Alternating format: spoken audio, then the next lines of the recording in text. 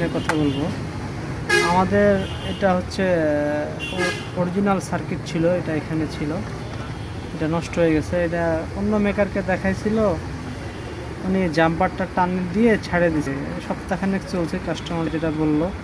এইবার আসছে যে এখানে ফিউজ থাকে, রেজিস্টার দিয়ে একটা ফিউজ থাকে, এই ফিউজটা ডাইরেক্ট করে দিছিল। তো আসলে এগুলো সার্কিট ঠিক করা যায়, আবার অনেকটাই ঠিক হয় না।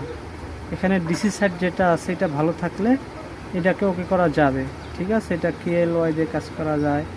এগুলো যেগুলো কম্পোনেন্ট নষ্ট হয় অনেক সময় ঠিক করা যায়, আবার আইসি নষ্ট হয়ে গেলে এটা আর হবে না। পাওয়ার আইসি নষ্ট হয়ে গেলে এটা ঠিক করা যাবে না, তবে ওইগুলো অনেকটাই ওকে করা যায়। আর যারা একেবারেই কাজ বুঝে না বা কাজ করতে পারে না তাদের জন্য এই যে আরেকটা এই যে সার্কিট, এগুলো ইউনিভার্সাল সার্কিট, ঠিক আছে।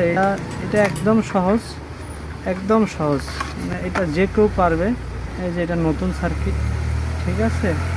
এখানে এসি ইন, এই যে আমি দেখাচ্ছি, এই যে একটা জ্যাক, এই যে জ্যাক, এখানে এই যে এসি ইন করবেন, এই যে এসি ইন করবেন।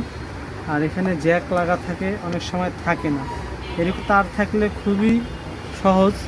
এখানে গ্রাউন্ড পজিটিভ দেখে দিবেন, আর যেটা থাকে না আপনি জাস্ট এখানে উল্টার দিকে সোল্ডারিং করে দিবেন নেগেটিভ পজিটিভ দেখে, কোনো সমস্যা নেই। যে এখন ফ্যানটা দেখেন, ফ্যানটা কিন্তু ব্যাটারিতে চলবে, ফ্যানটা কিন্তু ব্যাটারিতে চলবে, এই যে চলতেছে, কিন্তু এটা তো এসিতে চলতেছে না, কারণ এসি সার্কিটটা এখানে খোলা, এটা ব্লাস্ট হয়ে গেছে। তো আমরা যেটা করব, এটা ঠিক করব না, আমরা এটা লাগাই দেব। তো এখানে লাইন দিলাম, এই যে চার্জে বাঁচে, ঠিক আছে।